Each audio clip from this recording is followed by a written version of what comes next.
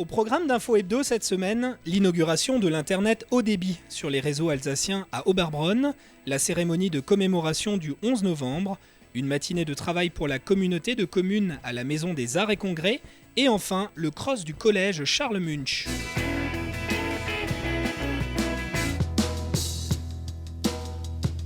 Dire que la veille, rien ne fonctionnait.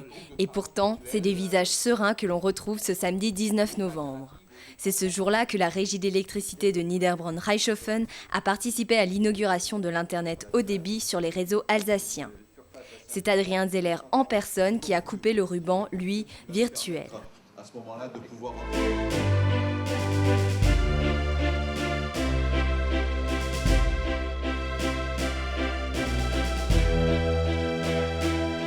Alors vous êtes probablement un peu déçu de ne pas avoir des bouts de ruban. Si vous nous laissez votre adresse internet, on peut vous en envoyer par mail. À cette occasion, une visioconférence a été organisée avec une liaison directe entre Geiswasser dans le Haut-Rhin et Oberbronn.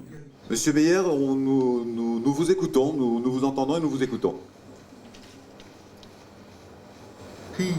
Adrien, nous sommes également très nombreux ici à Geiswasser. Les enjeux, c'était de montrer effectivement que nous avons l'Internet évidemment sur nos 3 communes, mais que cet Internet prend une dimension régionale, puisque on a montré aujourd'hui qu'on était capable, avec du très haut débit, d'interconnecter finalement 2 sites distants, de 150 km en l'occurrence, Oberbronn et Geiswasser.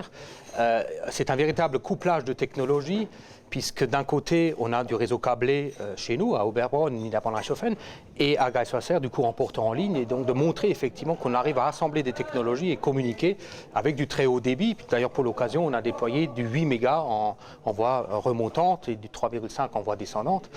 Et donc, effectivement, de montrer cette dimension. Le point d'orgue, on va dire, de notre manifestation, notre inauguration d'aujourd'hui, c'était effectivement de mettre en scène l'Internet haut débit sur les réseaux alsaciens au travers d'une démonstration de ce type, et notamment dans des sites éloignés des centres urbains, et c'est l'intérêt majeur, effectivement, d'un réseau régional. Et de sa région. Donc nous sommes tous... En effet, cette inauguration était l'occasion idéale de montrer l'interconnexion possible entre 2 supports d'accès haut débit différents, c'est-à-dire le câble pour Niederbronn et le courant porteur en ligne pour Geiswasser. Ce dernier utilise le réseau de distribution d'électricité pour permettre une connexion. Adrien Zeller souligne les avantages de ce raccordement haut débit pour les zones rurales. Le développement économique alsacien, je dirais, est devenu un souci, puisque nous avons perdu beaucoup d'activités industrielles classiques, qu'il faut trouver de nouvelles activités. Et le très haut débit est une contribution à développer de nouvelles activités économiques, des sociétés de services, installées y compris dans le monde rural.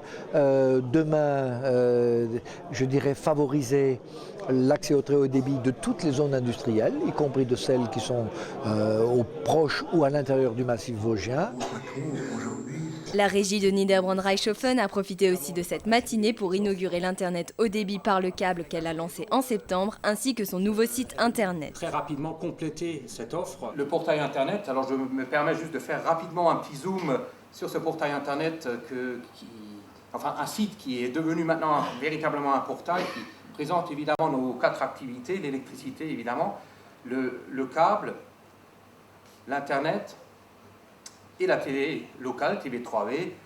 Cette nouvelle technologie par le câble est très intéressante pour les Alsaciens. Explication. Ça permet d'avoir des débits tout à fait conséquents, mais il faut qu'il y ait un prérequis, qui ait une existence des réseaux câblés, puisque c'est la condition sine qua non. Alors l'intérêt pour l'Alsace, c'est le fait que 66% de la population alsacienne est potentiellement desservie. La technologie d'accès à Internet par le câble est une technologie qu'on appelle mature, qui est tout à fait performante, à des prix excessivement intéressants, et qui permet aussi, je vous le rappelle, aussi d'utiliser le téléphone. On peut bientôt, on peut d'ores et déjà téléphoner par le câble dans différents endroits. Très simple. Les habitants de la communauté de communes de Niederbronn se sont d'ailleurs laissés séduire par cet Internet par le câble, puisqu'ils sont déjà plus d'une centaine à avoir souscrit un abonnement. Une année gratuite, je vous en félicite et vous en remercie. Je vous remercie. C'est un beau cadeau de bienvenue. En plus, venez d'emménager à Reichshofen, c'est formidable. Le vendredi 11 novembre a eu lieu la cérémonie de commémoration de l'armistice à Niederbronn-les-Bains. C'est au monument aux morts que de nombreuses personnalités politiques, militaires, civiles et associatives se sont rassemblées. Au programme, la lecture du message à la nation par l'adjoint au maire Gilbert Wendling. Aujourd'hui, la France célèbre le 87e anniversaire de l'armistice de Rotonde du 11 novembre 1918, mettant fin à 4 années d'horribles souffrances. Suivi de la lecture par 4 élèves de 3e du texte aboutissant à la désignation du soldat inconnu. La translation du reste de ce soldat sera faite solennellement le 11 novembre 1920. Article 2. Et pour terminer, c'est le député-maire Frédéric Reiss qui s'est adressé au public venu nombreux ce jour-là. Nous devons, plus que jamais, nous souvenir des guerres passées, en tirer les leçons et travailler à la fraternité entre les hommes dans le respect de leurs différences. Je conclurai avec ces mots du président de la République le 3 novembre au Choutov. La mémoire sera toujours plus forte que l'oubli.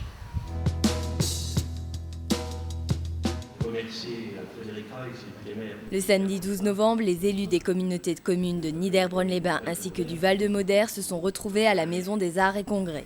La raison, une matinée de travail autour du projet Hommes et Territoires piloté par le Conseil général. Voilà, donc je suis revenu dans votre secteur pour vous parler, j'allais dire peut-être d'une façon plus concrète, de la politique Hommes et Territoires et de ce qui vous intéresse davantage, c'est le contrat de territoire. Je peux en parler. Ce projet, qui avait déjà été organisé il y a 2 ans, est censé optimiser l'action et les soutiens de l'Assemblée départementale sur les territoires. Réunis en atelier, les élus ont pendant 2 heures planché sur des questions diverses comme le développement économique et touristique ou encore l'habitat et le cadre de vie. Une augmentation des réservations dans les gîtes, par exemple, plus 22% en septembre 2005 par rapport à septembre 2004. Pour la deuxième partie du forum, les participants se sont réunis en séance plénière afin de faire la synthèse des thèmes abordés. Ils ont notamment réaffirmé leur volonté de poursuivre la modernisation des hébergements touristiques ou encore la nécessité de sensibiliser les habitants au tri sélectif des déchets. Mais le point le plus important souligné par les élus est le manque cruel de places d'hébergement pour les personnes âgées. Bref, à la fin de cette matinée de travail assidu, les élus ont pu constater une chose, ils ont encore du pain sur la planche. En Monténégro, en Croatie.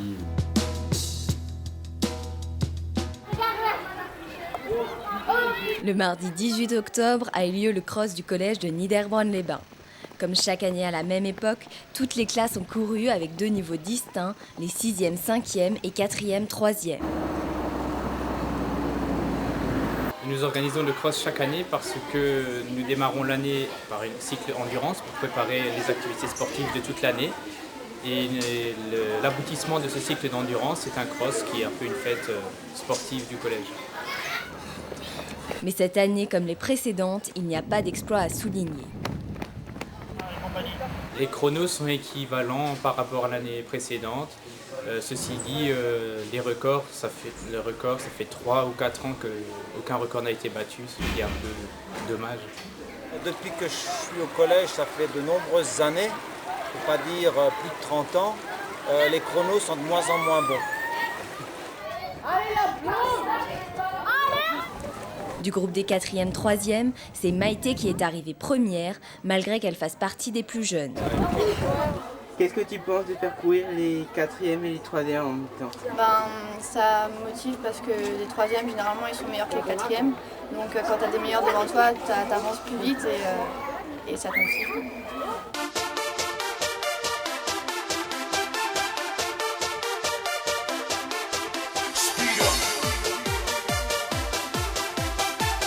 Soulignons tout de même que les images que vous venez de voir ont été réalisées par 3 élèves de 4e en autonomie totale après 2 heures de formation. Mais il ne faut pas croire, ces reporters en herbe ont dû quand même enfiler leurs baskets pour participer au cross.